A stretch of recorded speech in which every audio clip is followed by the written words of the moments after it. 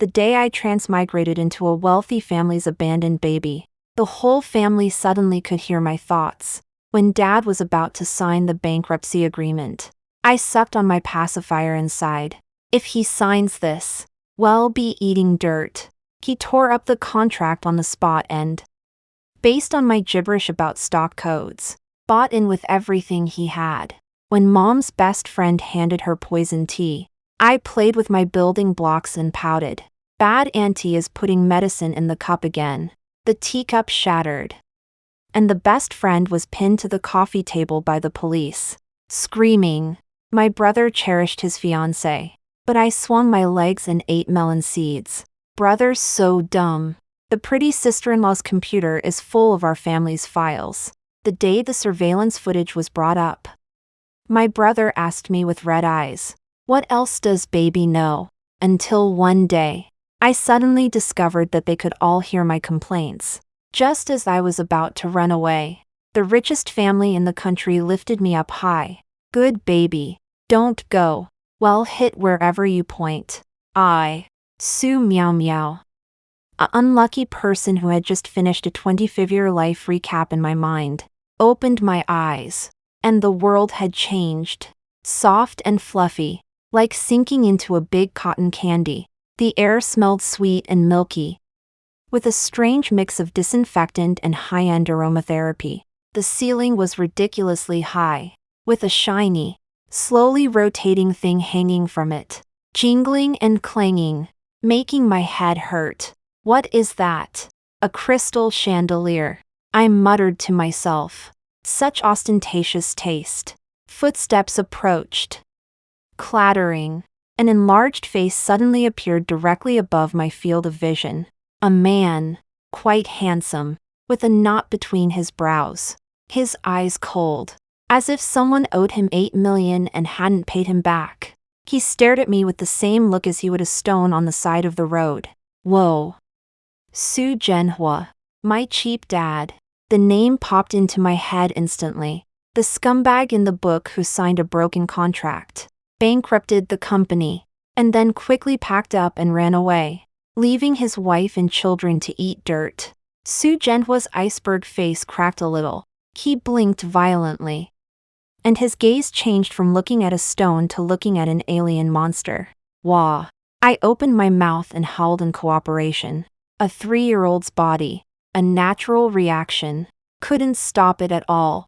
A woman in a white apron with a round face quickly ran over, flustered, and scooped me out of the crib, gently patting my back. "Oh, baby, don't cry. Don't cry. Mister. Little miss is probably hungry."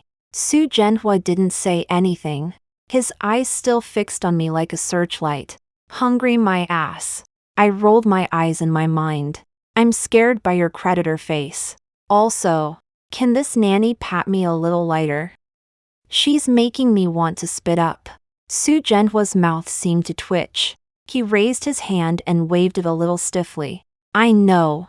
Feed her." His voice was dry. The nanny carried me to the side. I twisted my little neck, scanning the ridiculously large nursery. Bubblegum pink, with piles of plush toys like mountains. Tisk tsk. Pink hell, I silently complained. The book says that Su Genhua went bankrupt later. This house was auctioned off, and the first thing the new owner did was to smash all this eye-stabbing decoration. Well done. The nanny holding me suddenly staggered, almost dropping me. She steadied herself, looked down at me, her eyes full of surprise and uncertainty. Su Genhua stood still, but I felt his back seem to tense up for a moment. The days passed in a muddle, eating, sleeping, being carried around the mansion, and mentally complaining about this Suntob-doomed wealthy family. This afternoon, the sun made people feel lazy. I was placed by the nanny on the huge play mat in the corner of the living room, with a pile of colorful blocks that tasted like plastic when you chewed on them in front of me. Boring. I patted the blocks with my chubby little hands. Su Genhua should be signing that contract of servitude today. Right. Once he signs it, the good days will be over. Not far away. Su Zhenhua was sitting behind a huge mahogany desk, wearing a sharp suit and his hair meticulously combed. A thick document was spread out on the desk, with a golden pen placed next to it. Opposite him sat a greasy-haired man with a face full of wrinkles, smiling and enthusiastically talking about strategic integration and strong alliances. President Su, you see, as long as you sign this agreement, our Tianqin group will inject funds, and your company's financial chain problems will be solved immediately. The future is bright. The greasy-haired man rubbed his hands together, his eyes eager. Su Zhenhua was expressionless, his fingers unconsciously stroking the cold metal shell of the pen. Sunlight shone on his face through the French windows, half bright, half in shadow. Bright my ass. I rolled over on the mat, trying hard to build a blockhouse, but it all collapsed. Tianqin is a viper. If you sign this thing, all the core technology will belong to them, and the debt will still be on your shoulders. In less than 3 months, the Su family won't even have a shell left. Then the whole family will really have to beg for food under the overpass. TSK. I chewed on my teething stick. My little eyebrows furrowed into a ball, and I sighed in a milky voice. Sigh. Stupid daddy. That sigh was so light and soft that it was almost inaudible amidst the greasy-haired man's passionate speech. But Su Zhenhua's hand, which was reaching for the pen, suddenly stopped in midair, as if pricked by an invisible needle. His fingertips even trembled slightly. He suddenly raised his head, his hawk-like gaze no longer fixed on the document, but shooting straight towards me. That look was terrifyingly sharp, carrying a kind of shock and scrutiny of being exposed. The greasy-haired man was still babbling on. President Su, do you think there are any clauses that need? Shut up, Su Zhenhua suddenly said in a low voice, not loud, but like a piece of ice falling on the floor. He withdrew his hand and leaned heavily back into the wide leather chair. His eyes lingered on me for 2 seconds, then slowly swept over the contract. Yes, yes, yes. Tear it up. Tear it up. The little person in my heart was banging on the table like crazy. Tear it up now, and at most it'll sting for a while. Sign it, and it's like having your bones scraped and your heart gouged out. A dead end. Su Zhenhua's fingers tapped on the smooth tabletop a few times, making dull thud sounds. He closed his eyes, took a deep breath, and when he opened them again, the heavy haze in his eyes seemed to have been forcibly torn open. He reached out and, under the stunned gaze of the slick-haired man, grabbed the thick contract. Ryup. The crisp, loud tearing sound instantly drowned out the slick-haired man's gasp. The snow-white pages were forcibly torn apart between Su Zhenhua's powerful fingers. Split in two. President Su, what are you doing? The slick-haired man stood up abruptly, his face turning liver-colored. We are. Get out. Su Zhenhua's voice was as cold as the Siberian wind. He casually threw the torn contract onto the table, like a stack of waste paper. Cooperation is cancelled. Now. Immediately. Leave my house. The slick-haired man trembled with anger, pointing at Su Zhenhua.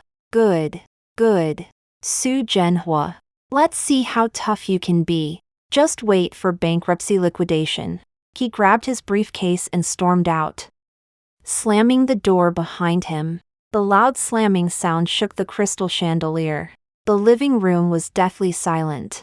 The servants had long since disappeared, leaving only me and Su Zhenhua.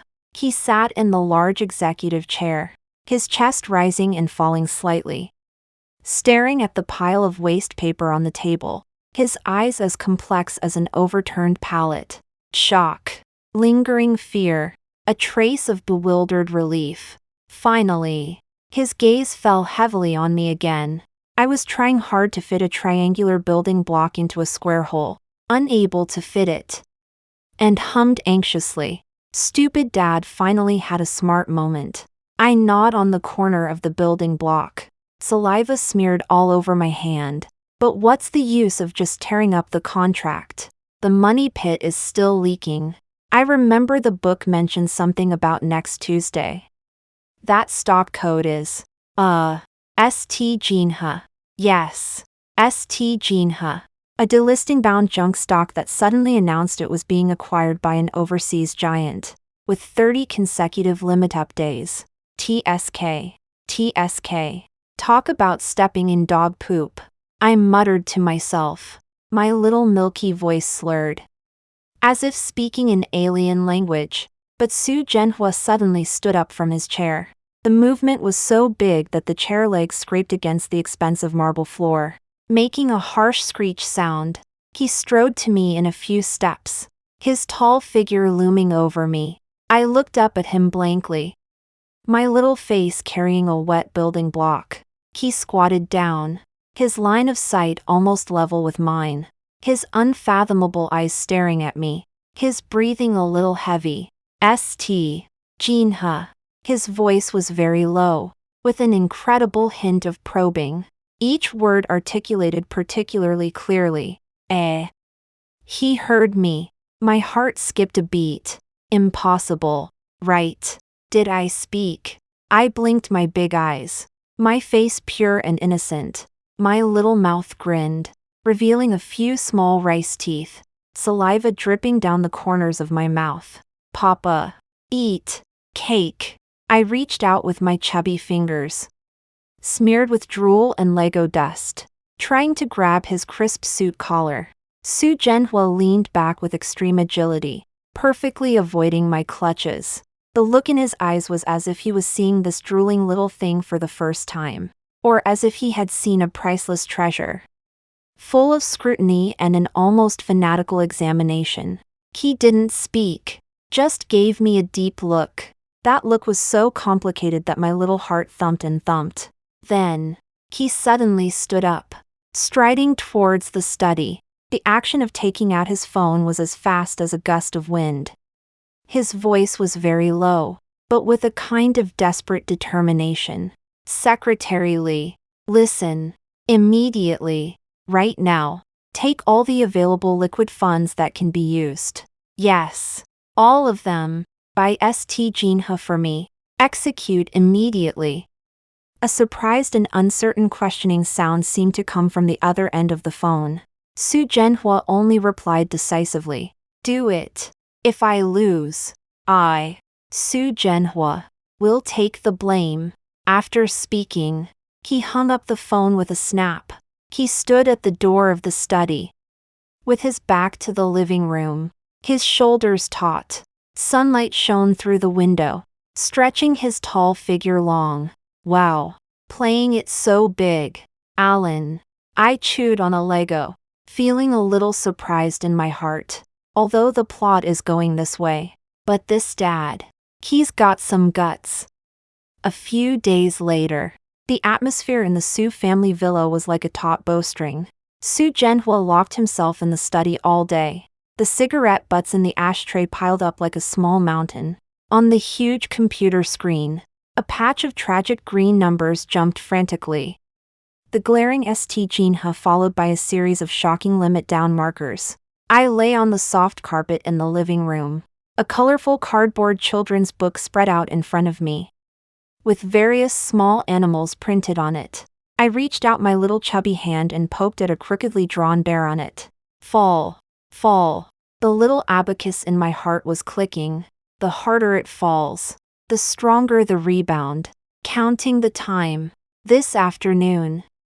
The acquisition news from across the ocean should be released. Then, hee, bang. A muffled sound came from the study, like a fist hitting a solid wood desk. Then came Su Zhenhua's suppressed, extremely irritable low roar, seeping out through the unclosed door. Waste. A bunch of waste. Where's the news? Where's the news I want? What's the rush? I slowly turned a page of the book, looking at the smiling rabbit on it. Good food is not afraid of being late. Just then, a fragrant breeze floated in. High heels stepped on the floor, making a crisp and rhythmic sound. Oh dear. Huge. Why are you so angry? A woman in a beige-fitted dress and exquisite makeup walked in, holding a thin porcelain teacup with gold trim in her hand, the curling heat carrying a strange sweet fragrance. A smile plastered on her face, but her eyes were like ice picks. Swiftly scanning the direction of the study before landing on my mother, Lin Wan, who was sitting on the sofa reading a magazine. "Ooh-ho, the wicked auntie is here." I immediately perked up my little radar. It's Lu Weiwei, the fake best friend from the book who actually hates my mom to the core and eventually gives her a slow-acting poison, sending her to the ICU, a real femme fatale. Lin Wan put down the magazine in her hand, looked up at Lu Weiwei, and revealed a tired but still gentle smile on her face. "Weiwei, you're here, Sister Wan Wan." Lu Weiwei smiled particularly warmly, swaying her hips as she walked to Lin Wan and sat down next to her, handing over the cup of tea she was holding. "You don't look so good. Have you been resting well? I just brewed some ginseng tea with some red dates and longans for their calming effect. Drink it while it's hot." Her voice was sickeningly sweet. Lin Wan didn't seem to be wary at all and reached out to take it. "Thank you. I was just feeling a little." "Don't drink it. Don't drink it." I was so anxious that I almost jumped up from the carpet, clenching my little fists tightly. Wicked auntie. She was in the kitchen just now, pouring liquid from that small bottle into the cup. I saw it. It was white and odorless. If Mom drinks it, she'll become weaker and weaker and eventually die. My little face was wrinkled in anxiety as I frantically shouted in my mind, "Spill it! Spill it, Mom!"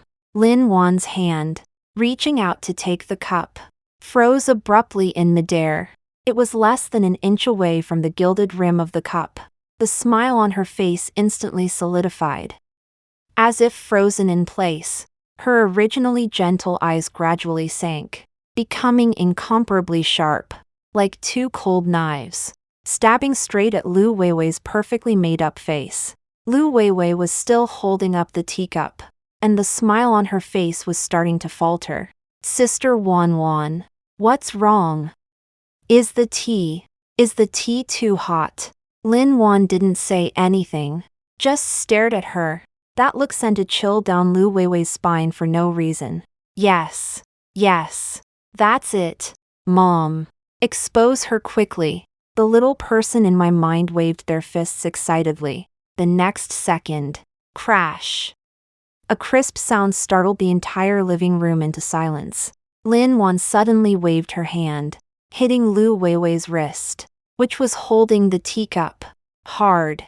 The steaming ginseng tea, with its added ingredients, instantly flew out of her hand, drawing a hot arc in the air before slamming hard onto the smooth, mirror-like, expensive marble coffee table.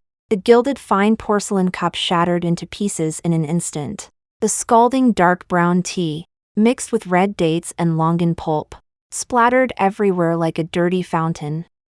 A few drops of the boiling liquid even splashed onto Lu Weiwei's snow-white calf and expensive high heels, scalding her to the point that she screamed "ah" and jumped up.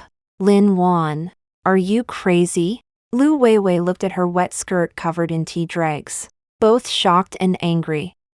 Her face distorted. Lin Wan didn't even look at her disheveled appearance, but suddenly stood up, staring down at her with a voice as cold as ice. "Lu Weiwei, what did you put in my tea?" "Wah, what put what?" Lu Weiwei's eyes darted around in a fluster, as she tried to maintain a strong front. "Wan Wanji, what do you mean by that? I was just trying to be nice and make you some tea." "Acting. Keep acting." I curled my lips. "That small glass bottle with the medicine, the blue lid, is hidden in the compartment of her limited edition Hermes bag. A search will find it for sure." Lin Wan's gaze, like a precise probe, instantly locked onto the Birkin bag Lu Weiwei had placed on the sofa beside her. Without another word, she picked up the landline phone and dialed a number quickly and forcefully. "Security office. Send 2 people up here immediately. Also, call the police." Her voice was clear, cold, and devoid of emotion. Lu Weiwei's face turned as white as a sheet in an instant, and her legs went weak, almost causing her to collapse. Call the police. Lin Wan. On what grounds? You're slandering me. She wanted to rush forward and make a scene, but the study door was pushed open violently with a bang.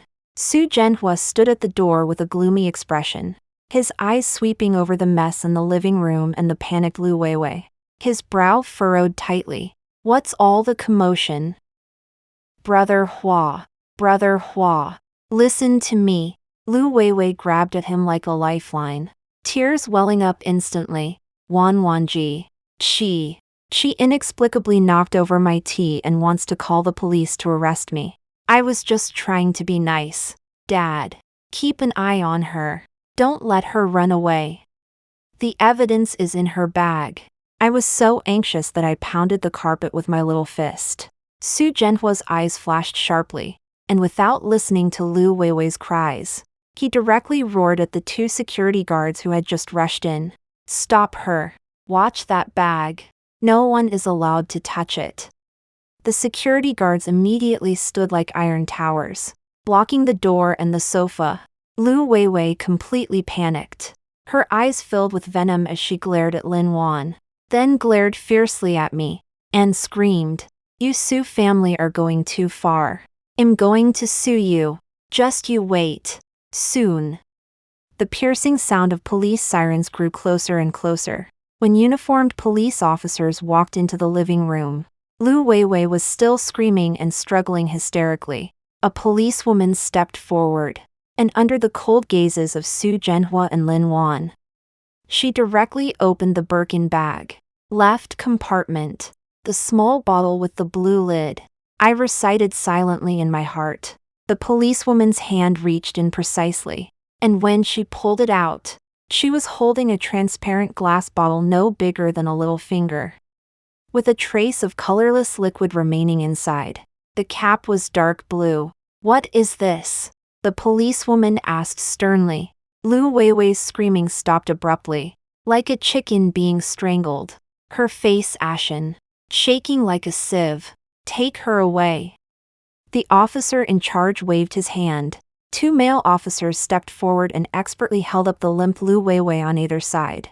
Her expensive dress was crumpled into a ball, her meticulously styled hair was disheveled, and her face was smeared with tears and snot. With not a trace of her previous exquisite elegance, she was half dragged, half carried out, and as she passed the rug where I was lying, those venomous eyes glared at me, her throat emitting a beast-like growl. Naya, bad woman, you deserve it. I stuck out my tongue and made an ugly face in the direction she disappeared. The living room finally quieted down, leaving only the mess on the floor and a strange, thick mixture of tea and perfume scents. The servants didn't dare breathe loudly, quickly cleaning up the mess with their heads lowered. Lin Wan seemed to have been drained of all her strength. Her body swayed, and she slumped back onto the sofa, her face frighteningly pale. Su Zhenhua walked over to her and reached out his hand, seemingly wanting to pat her shoulder. But ultimately it just froze stiffly in midair. The look in his eyes as he looked at Lin Wan was full of lingering fear and an unspeakable complex emotion. Just then ring-a-ling-a-ling-a-ling. In the study, Su Zhenhua's private landline, which had been bombarded with calls, suddenly screamed in an unprecedentedly frantic manner. The ringing was sharp and urgent, as if it wanted to pierce people's eardrums. Su Zhenhua suddenly came back to his senses and rushed back to the study in one stride. He grabbed the receiver with a smack, his voice carrying a tension he didn't even notice. Hello. The voice on the other end of the phone was so excited that it was distorted, almost shouting, and it clearly exploded through the receiver into the suddenly unusually quiet living room. President Su. It exploded. It exploded. St. Jinha. The acquisition news is confirmed. It's true. Overseas giant. Consecutive limit-ups. Sealed at the opening. We went all in. We went all in. President Su. With a buzz, Su Zhenhua felt a surge of hot blood rush to the top of his head, and his ears were filled with the sound of his heart pounding wildly. The knuckles of the hand holding the phone turned white. His body swayed, and the other hand firmly supported the heavy mahogany desk. The door to the study was open, and the ecstatic, off-key roar rushed into the living room without any obstruction. Lin Wan suddenly raised her head, and an unbelievable brilliance burst out in her dazed eyes. Looking straight at the stiff back at the door of the study, see. I happily rolled around on the soft carpet, kicking my little chubby legs. I knew it. Stupid daddy can occasionally get lucky. Now we don't have to starve. The huge crystal chandelier emitted a soft light, and the mess in the living room was being quickly cleaned up, with a slight sourness from the tea stains and the sweetness of perfume still lingering in the air. I was trying hard to stuff a triangular block into my mouth to grind my newly emerged little tooth. The light sound of a key turning in the lock came from the entrance, followed by footsteps. Oh, my good-for-nothing older brother is back. I held the block in my mouth, pricking up my little ears. Su Jingchen walked in. He is very tall, inheriting the good genes of Su Zhenhua and Lin Wan, and he is indeed handsome. But there is always a bit of youthful rebelliousness and alienation between his eyebrows and eyes. He casually threw the car keys on the entrance cabinet, making a clang sound, as if he was not in a good mood. Mom, where's Dad? He tugged at his collar, his voice a little muffled. Lin Wan was sitting on the sofa, holding a tablet in her hand, but her eyes were a little unfocused, obviously not fully recovered from the storm just now. Keys in the study, she said, her voice a little hoarse. Su Jingchen hummed and glanced around the living room, noticing me in the corner playing with building blocks. His brows furrowed habitually. His look wasn't exactly hateful, but definitely not affectionate.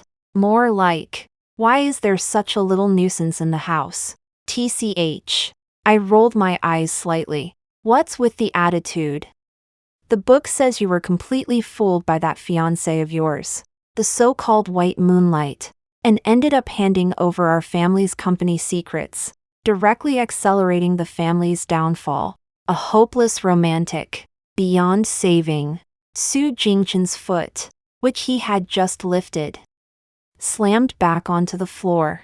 He was as if struck by an invisible lightning bolt, his entire body freezing instantly, even his breathing stopping.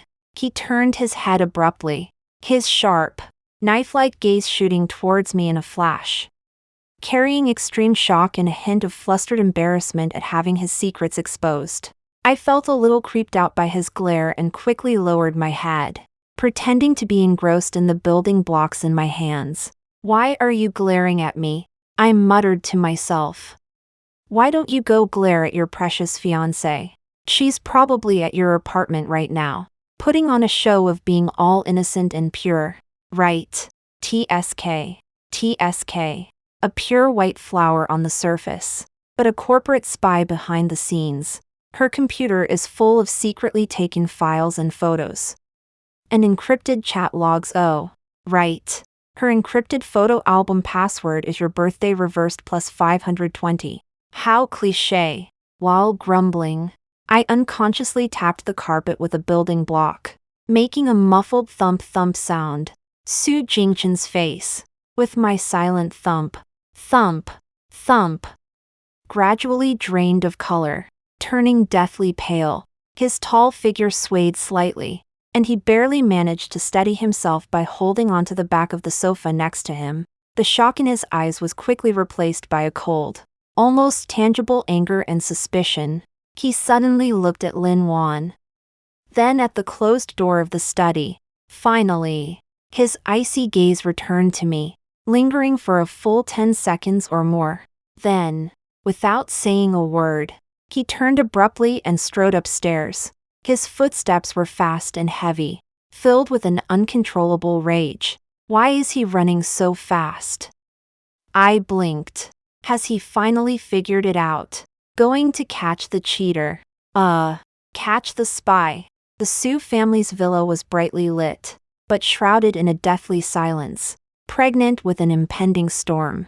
Su Zhenhua and Lin Wan sat on the huge sofa in the living room, their faces so dark they could drip water. On the coffee table in front of them was an open laptop, the screen glowing eerily. Su Jingchen stood stiffly beside the sofa like a cold statue, his hands clenched into fists at his sides, his knuckles cracking, and the veins on the back of his hands bulging. His handsome face was devoid of expression, only a terrifying storm brewing in the depths of his eyes, scarlet blood vessels crawling all over the whites. I sat in the baby high chair next to him, a small bowl of apple pieces cut into star and moon shapes in front of me. I was using my chubby little hands, laboriously and clumsily, to scoop up a moon-shaped apple piece with a spoon. The spoon was too big, the apple piece too slippery, and after 3 failed attempts, my little mouth pouted high in frustration. Stupid spoon. Bad apple. One was fuming inwardly. Big brother must be furious right now. Right. The surveillance footage has been retrieved. The white moonlight sneaking around in his study, secretly flipping through documents and taking pictures with her phone. Captured clearly. TSK. High definition and uncensored. Rock-solid evidence. More exciting than a TV drama. I just wonder if the police have cracked those encrypted files on his computer. There must be even more explosive stuff inside. A soft click sound. It was the sound of Su Jingchen's knuckles cracking from clenching his fist too tightly. He took a deep breath, his chest heaving violently, his scarlet eyes fixed on me, his gaze seeming to pierce right through me. He walked step by step, extremely slowly, to my baby high chair, his tall figure casting a strong sense of oppression. He squatted down, his gaze level with mine. Those bloodshot eyes were close at hand. The pain, anger, and humiliation of utter betrayal swirling within, so intense they almost overflowed. He stared at me intently, his voice hoarse as if sandpaper were scraping against his throat. Each word squeezed out with difficulty. Baby. He paused, his Adam's apple bobbing violently, as if swallowing something extremely bitter. What else do you know? His eyes, filled with a desperate, last-ditch effort and a faint glimmer of hope, locked onto me. Asking me. I was a little dazed by his gaze, and the apple piece in my spoon plop fell back into the bowl. What else do I know? I tilted my little head, trying hard to recall those messy details from the book.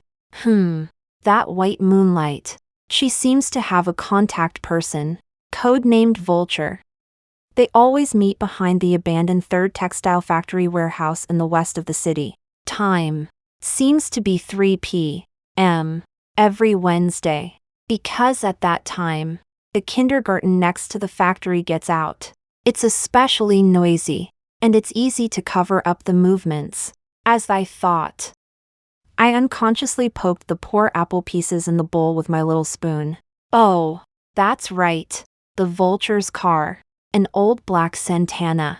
The license plate number ending in, seems to be 748. Pfft.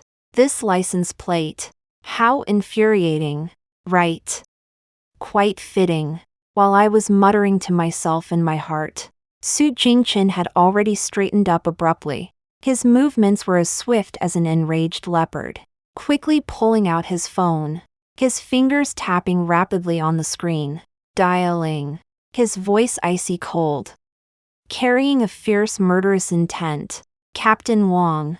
The abandoned warehouse of the third textile factory. Wednesday at 3 p.m. Target contact.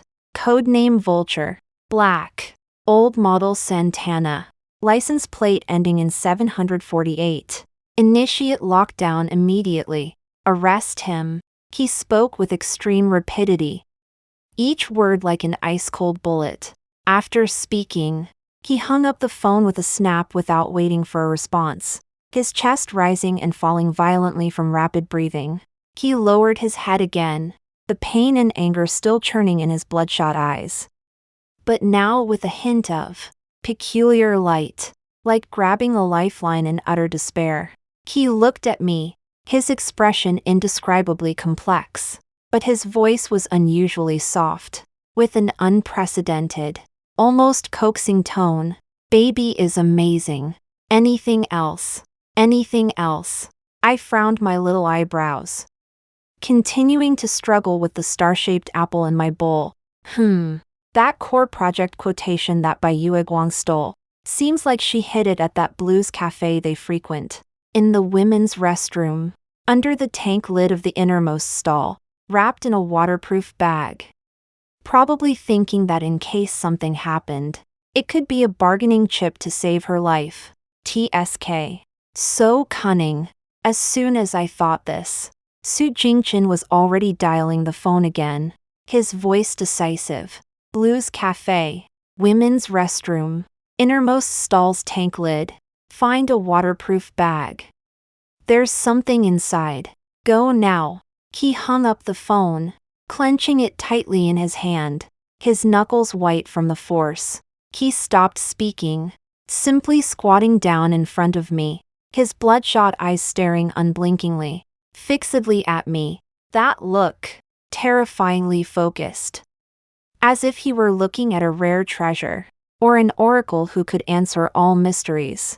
The living room was silent except for the occasional clinking of my little spoon against the bowl, and the suppressed breathing of Su Zhenhua and Lin Wan.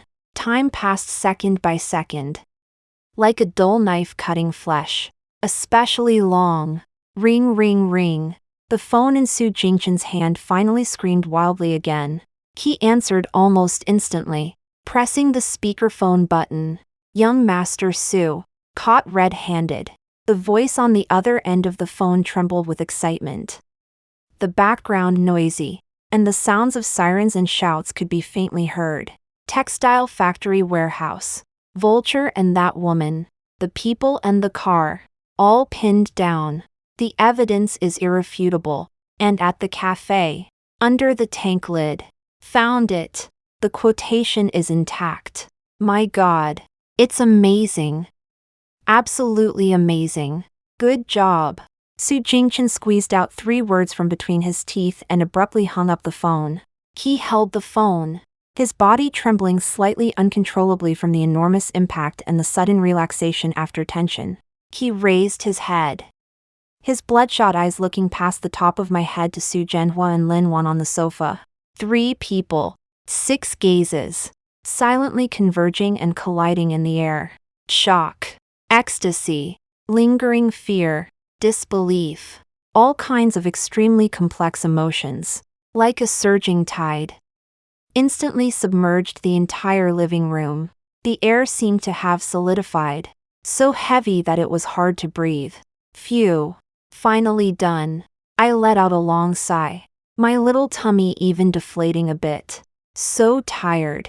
All the bad guys caught. The company saved. Mom's safe. And Big Brother's love brain, probably half cured. I patted my little tummy contentedly. Perfect.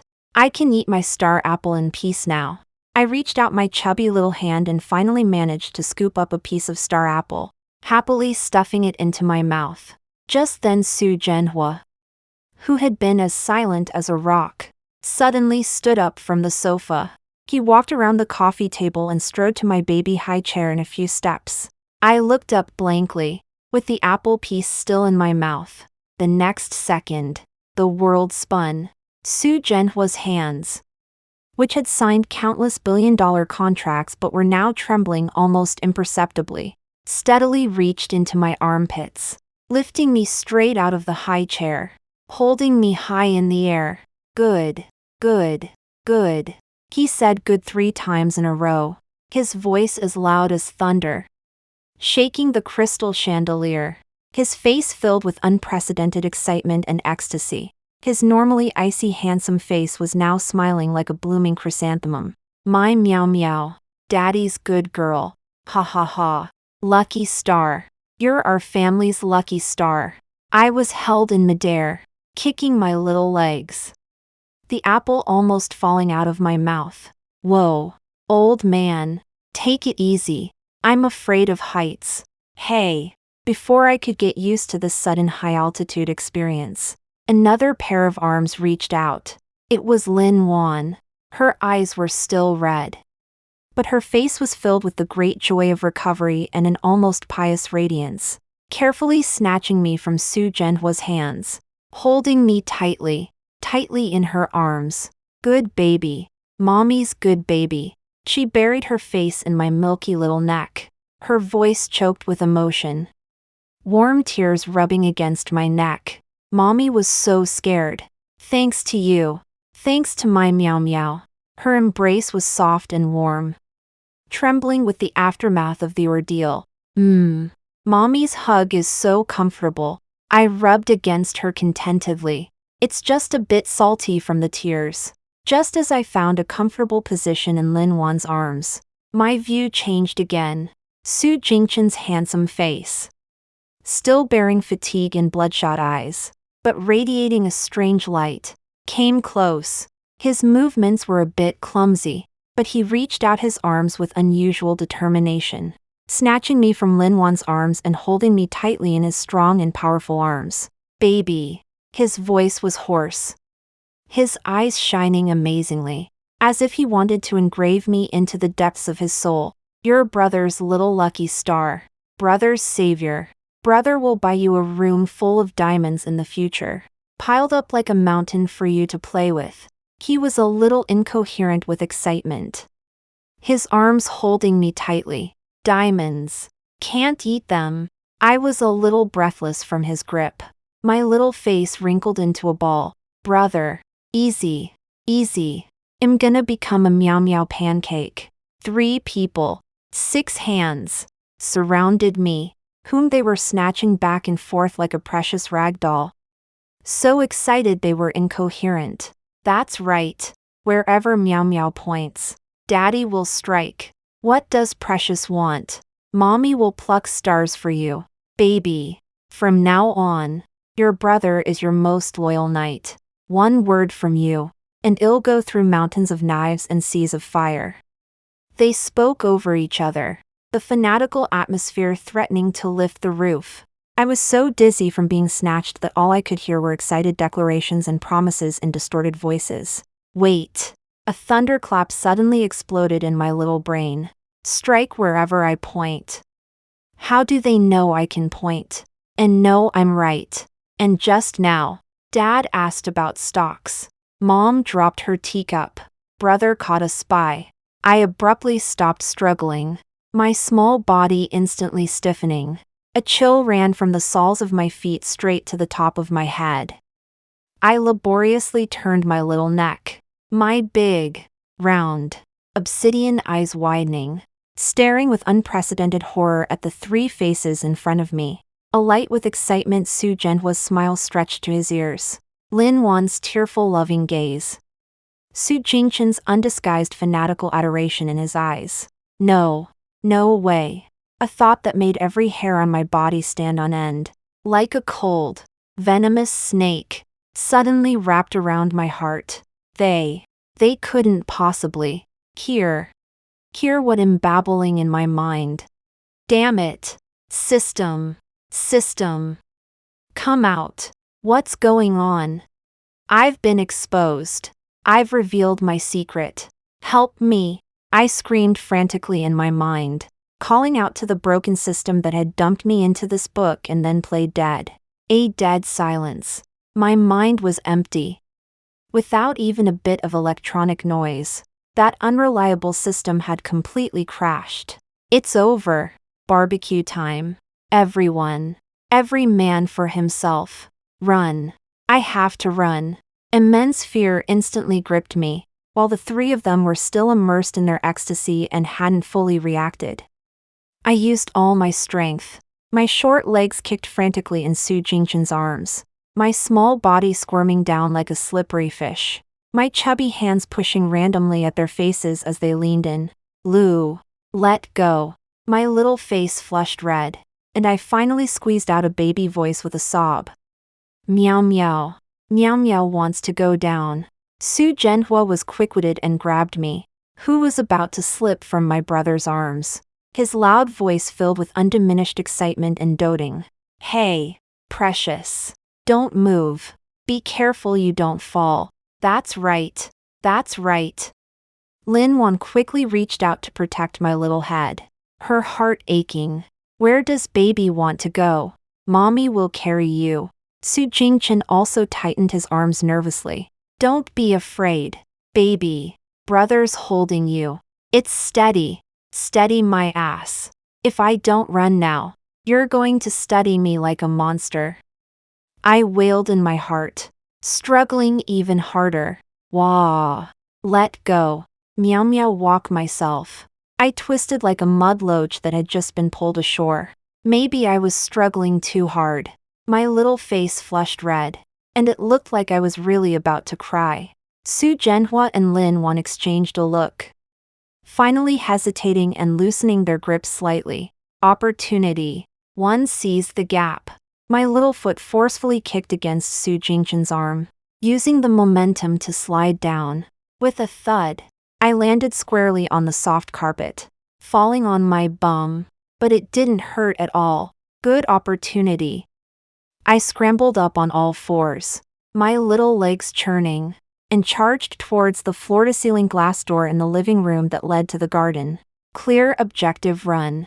Run as far as possible. Stay away from this group of terrifying mind-reading family members. Meow meow. Lin Wan exclaimed. Baby. Where are you going? Su Jingchen wanted to chase after me. Let her go. Su Zhenhua's voice carried a sense of knowing everything in absolute control, with a hint of a smile. She can't escape. I paid no attention, using all my might to sprint. My little legs were moving fast, and I was only a few steps away from that glass door that symbolized freedom. The dawn of victory was in sight. Suddenly, everything blurred before my eyes. Su Zhenhua's tall figure, somehow, blocked the doorway like a mountain, completely and utterly. His face wore a cunning yet doting smile, like an old fox, and he slowly squatted down, blocking my path perfectly. Ah, move aside. I couldn't break in time and crashed headfirst into his hard knee. Seeing stars. Oh, precious baby, running so fast. Want to go to the garden to play with the little ducklings? Su Zhenhua said with a smile, reaching out his large hand and easily scooping up my dizzy self. Play your head. I want to run away. I was exasperated and thrashed in his arms. Dad. Mom. Bro. Su Jingchen's voice was filled with the excitement of discovering a new continent. He rushed over, holding a tablet in his hand, the screen displaying colorful charts. Look.